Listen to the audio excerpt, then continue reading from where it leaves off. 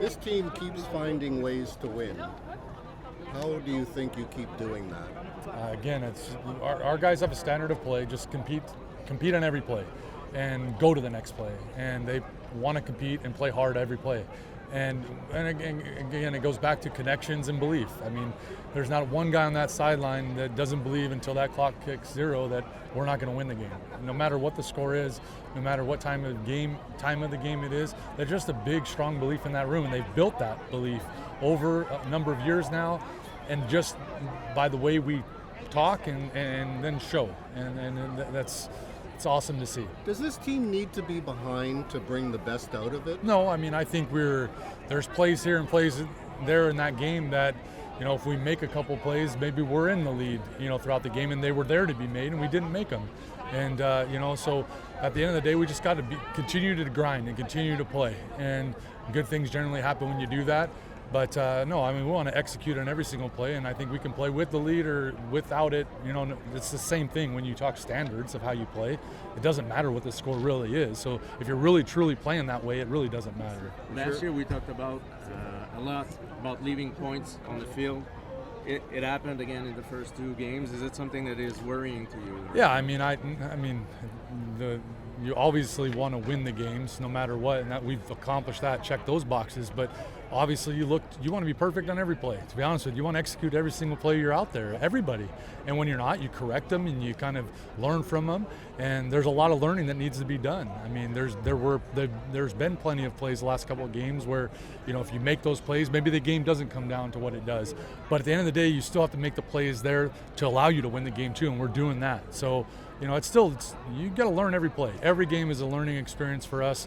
But obviously there's a big belief in that room too of winning and knowing what it takes to win, and a lot of that comes down to preparation, which our guys are great at that. Throughout the week they get the most out of it, and that's really what I'm most proud of. How do you think you did defensively tonight? Well, I mean, the end of the day, the last drive was we were up 2 scores. We give up that, but we milked it all. The thing. Hey, we had plenty of injuries to deal with going into this week.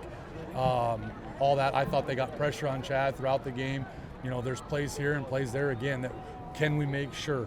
I give them credit. I mean, they made a couple of really nice plays out there with good defense on them. So, ultimately we just want to get better. I know that as a unit, and I know we talk about, more than anything being physical. I thought we were physical.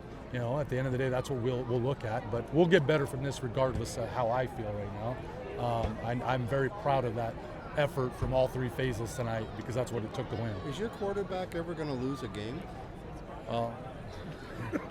I'm not going to answer that. I mean, at the end of the day, we believe we can win every game. I mean, that's the belief in that locker room, that we can win every game. And I've always said we don't look at this records and say we'll take this or take that. We want to fight, and we want to go out and play every single play and expect to win every week. Hamlin had a tough game defensively, but he's been able to get involved in a big play that brought points. What did you think of this night? Yeah, I mean, again, just watching it from afar, there's some ups and there's some downs to it. What I love about Ham is he continues to fight and continues to play. And that's the moniker of a great team and great players, is when they're just willing to fight every single play, no matter what's happening. So obviously, again, young in a career too, and just getting more experience with every rep. There'll be things to improve on for sure, but I just love the fight. Michael Howie came here without securing a starting role on defense, and tonight he made a big play on the special teams. What can you say about his attitude, being a veteran? Tremendous job. I mean, he's been a vet, or one of the leaders since he's been here, as far as just actions-wise. You don't have to speak in the room to be a leader, but you watch actions. You watch him on the sidelines every single game, taking the rep from the sidelines. I hear him when he comes off the field, when Jeff comes off the field, talking. I can hear him making the plays. Then to go out there on special teams, which is a huge part of the CFL, and we love special teams here. Byron does a great job of coaching them up, but he also wants guys that want to play special teams, and Michael wants to play special teams to contribute to this team. And he's been doing a great job of that. And obviously a huge play tonight when we needed it the most. He came up with the biggest play, in my opinion, of the night, and it was just awesome to see. And I can't say enough great things about him, because he's a guy that can lead the league in tackling like he did last year, and then come here and play a role for a team that needs it. And You know, that's the selfless stuff that we're looking for, because we always say you don't play for yourself, you play for the guy next to you, and he does an outstanding job of doing that. 441 yards. If Snead doesn't drop the pass, No. you're over 500. Yeah. If you don't overthrow him on one There play, you go. you're probably over 600. Yep. Is there a limit to what you can achieve out there? I mean, we'd like to think honestly not, right? I mean, I think that's our mentality. I think everybody sees that, and when you come out to practice and you see how pissed off we get when, you know, we still have a great session, but it's what we demand from each other. It's what we demand from each other, and both sides of the ball. You know, that's why we talk about iron sharpens iron all the time, and yeah. There are obviously ebbs and flows in every game. You started so quickly, and then you kind of seem to hit a bit of a lull. Second quarter through the third quarter. Yeah, why is that? I don't know, but we got to figure it out, because I'm getting tired of starting the third quarter slow. It happens often, and it's probably something that we're going to take a look at. But it starts at the quarterback position, and you know, I'll find a way to be better every single week, honestly. Can you elaborate exactly on the third quarter, especially that sequence when that missed pass to Snead to the end zone and that pass to Stern that was extremely dangerous? Yeah. Honestly, the pass to Snead kind of ended up being, he was in the right spot. It just ended up being, it was great protection. Couldn't believe I was back there for that long. I was able to point. You know, I put the ball on him. He'll tell you he's got to make the catch, but that's football, right? I missed him earlier with the screen and go in the first and second quarter, or first or second quarter, and then missed him again on the wheel. And then the pass to Stearns, right? You know, I felt awful about it. Definitely dangerous. It was the throw I thought that was right. I could have protected him maybe a little better. It was a bang play, but I should have protected him a little better. Yes, sir. You do like to throw into a tight window at times. Yes, sir. You have plenty of confidence in yourself and your receivers, I dare say. Yeah, no, definitely, and I appreciate them. You know, they trust me. You know, I think that was one of the first times I had gotten somebody blown up like that, and I was really disappointed and pissed off at myself. But you know, I got to flush that and keep moving on. And I'm just proud that Stearns is a tough dude and a professional. And you know, he's telling me, he's come back to the huddle saying he's got to bend it off harder. And I'm like, dude, I got to get you not killed.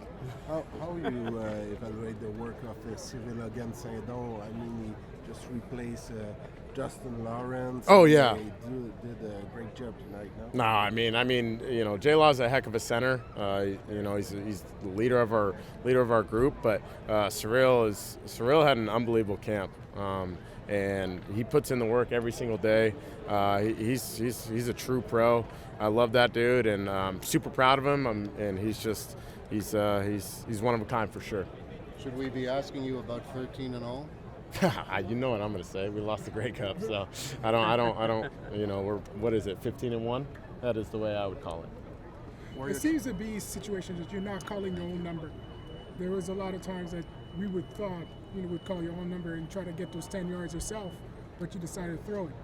What was your frame of mind at that time? Yeah, I'd probably have to go back and look at probably the plays that you're talking about, but definitely I would say for sure probably being a little bit just more, you know, I can throw the ball in the pocket. I can be an elite quarterback in the pocket.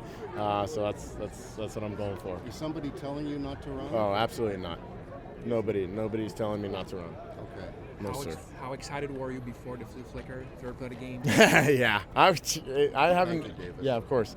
We hit a lot of them in college. You know, we used to call flea flicker, I feel like, every single game, and we always let me think about this one. Flea flicker is a big play for us, and I haven't been able to hit one once since I've been in the league. So to finally get one, that was pretty cool to start the game.